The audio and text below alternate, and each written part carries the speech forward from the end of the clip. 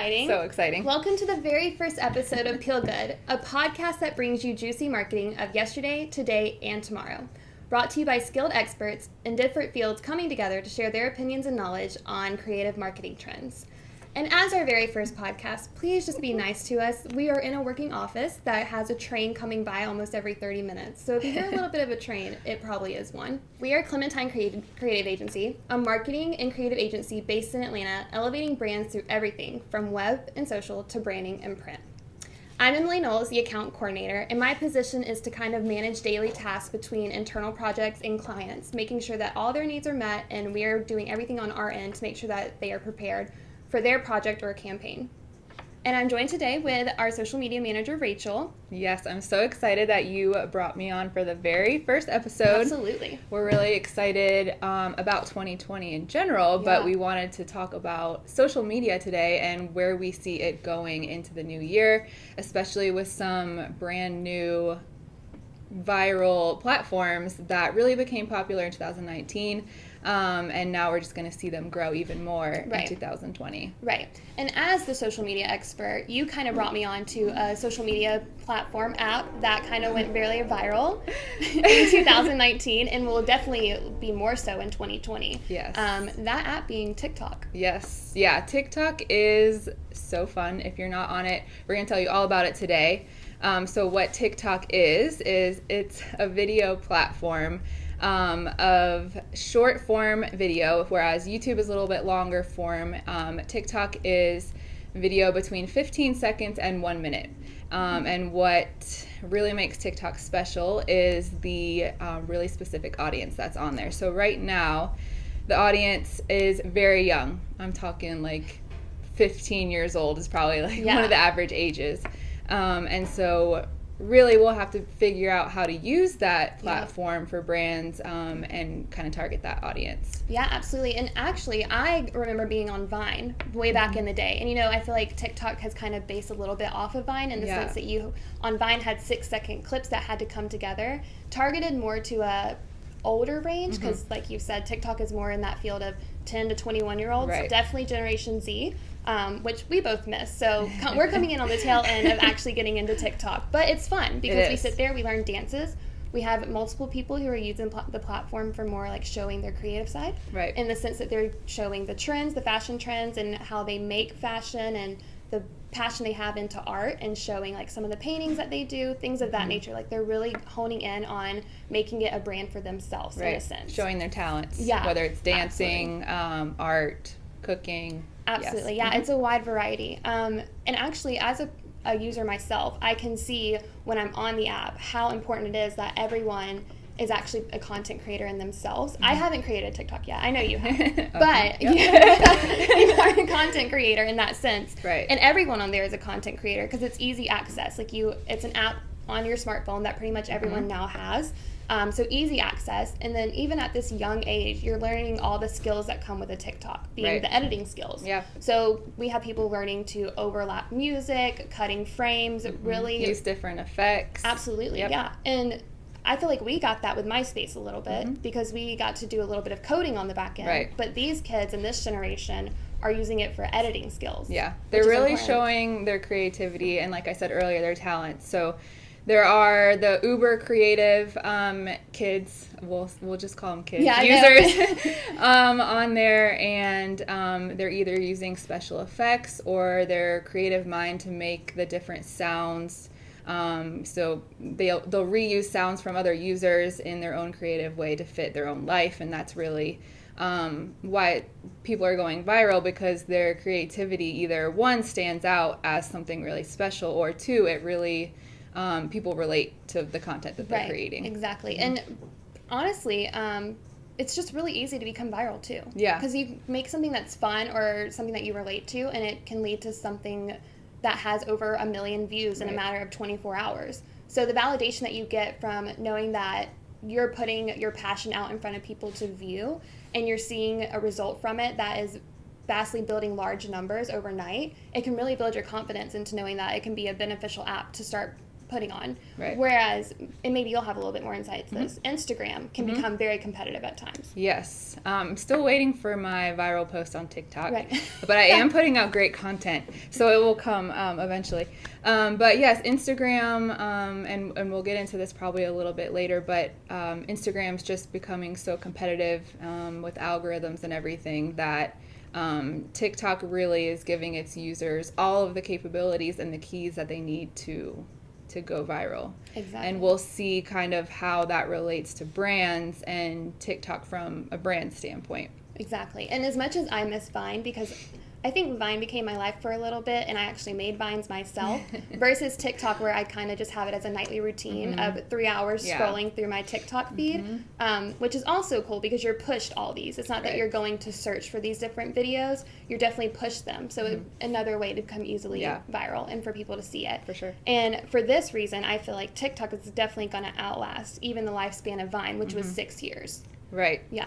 Yeah, I think there's a few things that TikTok will need to do in order to really keep itself from going down the way of Vine. And I think some of those reasons, or some of those things they can do to stay relevant, is just to make sure that they're keeping an eye on advertisements. So one thing that a lot of people complain about social media, Facebook and Instagram specifically, is all the ads that they're seeing. Yeah. I don't necessarily hate it because that's my job, part of my job. So I appreciate seeing ads because I know that it's working.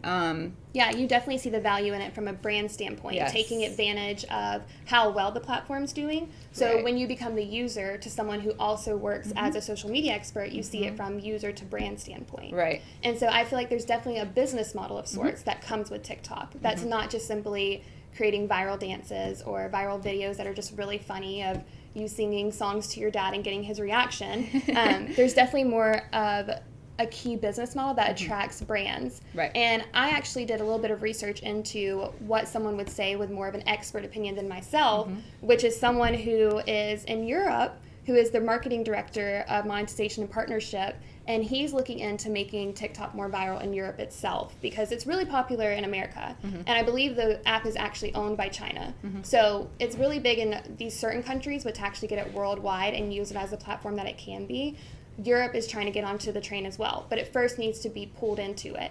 And so a little bit about what Inman Mahu said was, TikTok stands for creative, entertaining, and positive experiences. The most successful brands combine creativity and authenticity. And I feel like that speaks a lot for it because it is creative. Yeah. It is authentic. A lot of times it's, I mean, of course you can probably sketch something out and like script it and really go into it, but that just caters to the creativity and authenticity that you're still on an app. Where you have between 15 seconds and a minute. Right. And I think most of the content creation is happening in the platform as opposed to, again, YouTube. A lot of the post-production is created in iMovie with all of these special effects that you're paying for. But really all of the creativity in TikTok is coming in-app. They have their own effects. Right. All the sounds are built in. So you're really not editing as much outside of the app. So it really is, like I said earlier, giving you a lot of the tools automatically to create your content. And another great thing about the business model of TikTok is that they've already set it up as a monetization platform. So as soon as you log into TikTok, you see a really short, skippable ad. And the fact that they're already offering brands these advertisement opportunities from the get-go, not 5 years down the line like Instagram once they were bought by Facebook, is really an important piece of getting your brand on TikTok and in front of these kids.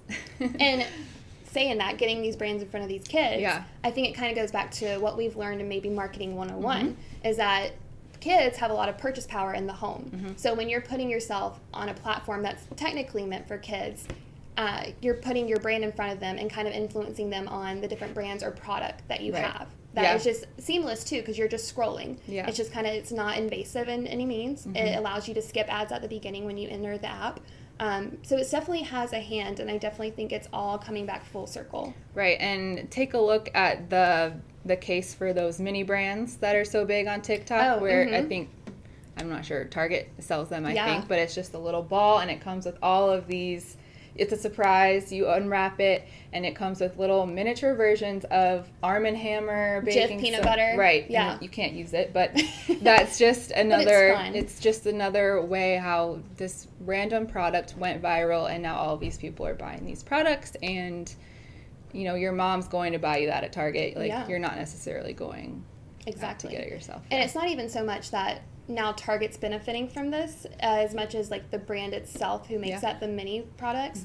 And then you have on another scale a personal, like people who have personalities as their brand. So you look at the Chicago Bulls and Clemson Tigers who really use the platform to continue their success on there as well. Absolutely. Yeah. If you want to go look at a great TikTok account, I highly suggest Benny the Bull, the Chicago Bulls mascot. He has a great TikTok. Clemson football, but they have a good TikTok, so check that one out too. There's a lot of great sports teams, and NFL and MLB and all of those teams are doing a great job on TikTok too. Yeah, and maybe as two girls who graduated from the University of Georgia, we can get Uga or Harry Dog, someone or on Georgia TikTok, football, anything. someone on there to really get UGA on the TikTok trend. Right. Call us. Yeah. No, we're not kidding. So how do you think this competes with the other platforms for social media? Yeah, so Instagram, well, regardless of what it's going to do for the different social platforms, I think there's implications on all of them. But right now what we're seeing is people are creating content on TikTok and sharing it to all of their other social media platforms. So when I'm creating TikTok content, I also share it to my Instagram stories. They have a built-in feature where you just press a button and it goes directly to Instagram stories. So that's great. I think there's a lot of complaints about Instagram and the algorithm, and it's harder to get likes and it's harder to get followers. So I think people will probably start to move a little bit more towards TikTok from Instagram because of that. But I think we'll see a lot of that sharing across platforms no matter what. So I think Instagram will probably be the one platform that's hit the hardest. Yeah. Just based on the younger demographic that's on Instagram, the type of content you're creating. Instagram also is pretty heavily video. But so also you think about the influencers you get on Instagram and then the influencers you get on TikTok. So it's kind of crazy that while it is easy to go viral on TikTok, those who have millions of followers on TikTok didn't get their start on Instagram. Right. So they have a TikTok because it really catered to the generation that TikTok's catered towards. Or their skills or their talents. Yeah, exactly. And then they moved to Instagram, but still you're not getting as much viral, like virality, as you are on TikTok. Right. Yeah. So I think a lot of the people who are viral on Instagram are having a harder time on TikTok, as kind of the reverse of that. So we'll see how influencers are able to bring their TikTok fame over to the other platforms. Right. I think that it'll be easiest for them on Facebook. As far as Twitter, I think Twitter is actually quite similar to TikTok in the way that you're almost repurposing other people's content. Yeah. So the retweet with a caption of your own is kind of like in TikTok where you take someone else's sound and make it your own. So I think that there will be, of course, the sharing between the platforms. It's a little bit harder to share a TikTok on Twitter, but I don't necessarily think TikTok will have a direct competition on Twitter as they do on Instagram. And the same thing for Facebook. My thought with Facebook is, are these kids even on Facebook at all? Probably not. That's a good question. Yeah, so I don't know if it'll affect Facebook in people leaving the platform, but I don't know that these users are necessarily using Facebook in the first place. Then you do think about if Instagram and Facebook being owned by the same people, are they taking advantage of TikTok and Twitter, if we put those together, in the sense that everything that Instagram is becoming and everything that Facebook is coming is basically TikTok and screenshots of tweets now. Right. Yeah. So I think it all comes down to sharing. If you have a lot of followers on Facebook, then you'll want to share all of your TikToks on Facebook too, and just cross-promoting. That's been, from a personal standpoint, from what I've seen when I post my TikToks on my Instagram stories, I tend to get a few followers that I've recognized from Instagram. Did I say Facebook? Instagram. Yeah, I meant Instagram if I said Facebook. But I'm seeing some followers come from Instagram to TikTok when I'm cross-promoting. Right, so. Absolutely. Yeah, and so if we wanted to get more into why does TikTok need to stay relevant in order to survive amongst all these other big, because I feel like some people think Instagram's going to die out, but it has lasted so long and it's become an important asset. It's become a means of like creating a position such as a social media expert manager, because Facebook, Instagram haven't gone away like people thought they would. Twitter is used less in some industries, but it's still important to keep a presence on it because people go to Twitter for news. That's really Twitter's like substance right now. So what does TikTok need to do to stay as relevant as these other brands? Right. So like I mentioned earlier, I think they do need to kind of take a look at how many advertisements are being pushed out, because once it seems like it's more brands and ads than real people, that's when especially the kids will be turned off a little bit. So that's one thing they need to just keep a rein on advertisements. They'll also need to incorporate link sharing. So right now on your profile, you can share your Instagram and your YouTube channel, but you can't link a URL in your caption or another URL in your profile. So in order to kind of compete with Instagram in that sense, because Instagram's the same way, you can't put a link that's clickable in your caption. They'll need to figure out a way that they can better utilize link sharing on posts or on their profiles. They'll also probably need to, they do a great job of allowing people to go viral naturally, but they'll need to continue this and to continue to develop different ways for people to go viral. So they do have the kind of like featured hashtags, featured stories, trending topics. So they'll really need to develop those and make sure that they're always pushing out new content that gives people a way to be successful.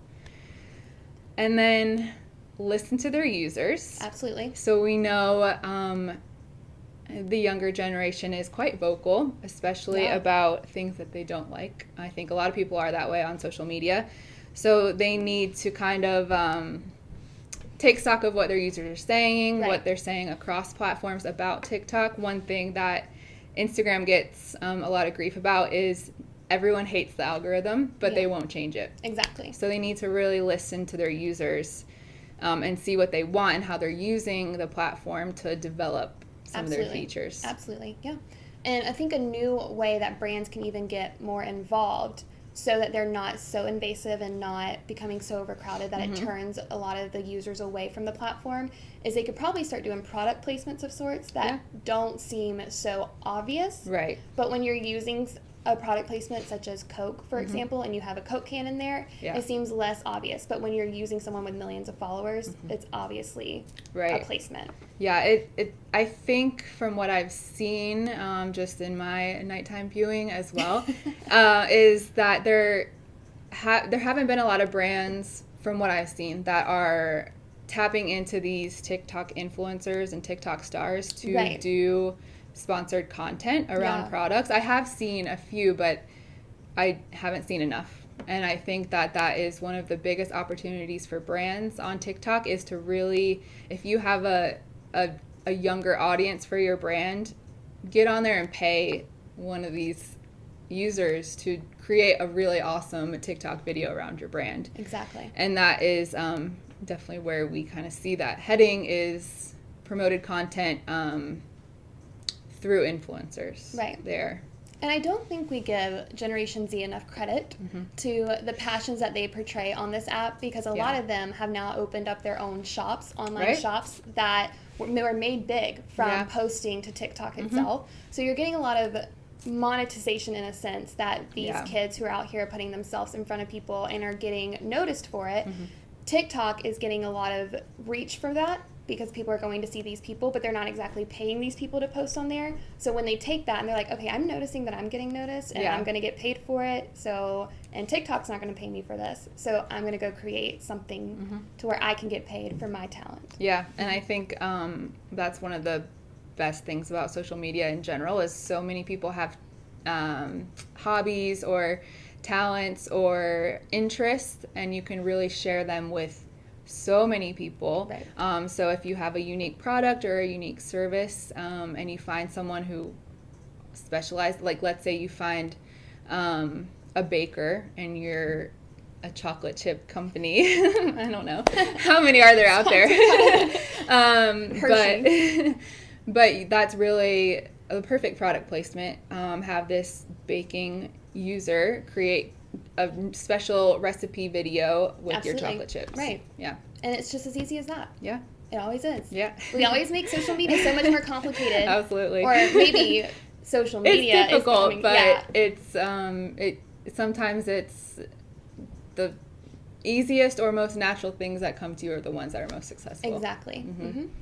And I think one of my last thoughts on what TikTok needs to do to stay relevant, if they do see a little trend towards the Vine downward slope in users or videos or time spent, Right. They might need to look into just calling up Mark Zuckerberg and saying, you know what, it's time to sell. And, you never know. Yeah, and then who knows what would happen when Mark Zuckerberg gets his fingers on it. Right. And know. they might want to do that before they just steal all of their intellectual property anyways. So that was non-biased in every way. Well, I think we have some things that we can give resource-wise to anybody who's listening, our audience, on the website. Yeah, so we just recently published a blog post, Should My Brand Be on TikTok? So if you're wondering through this conversation whether or not your brand can see success or should be on TikTok at all, head on over to our website, ClementineCreativeAgency.com. We have a blog post up for you to read, and once you look that over, it's a quick read, just a few minutes. If you're still a little bit confused about whether or not it's the right spot, you can contact us and we'd be happy to sit down, talk about your audience, talk about what you're looking for, and see if we can get a little TikTok strategy going for you. Yes, thank you for listening and watching. This is not only just audio available through podcasts, we will also have the episodes available on YouTube every other month, starting this month for January, all the way through November. So come back every other month and watch different experts in this marketing industry field and kind of give the expert 2 cents on the marketing trends that are happening. Thank you for watching.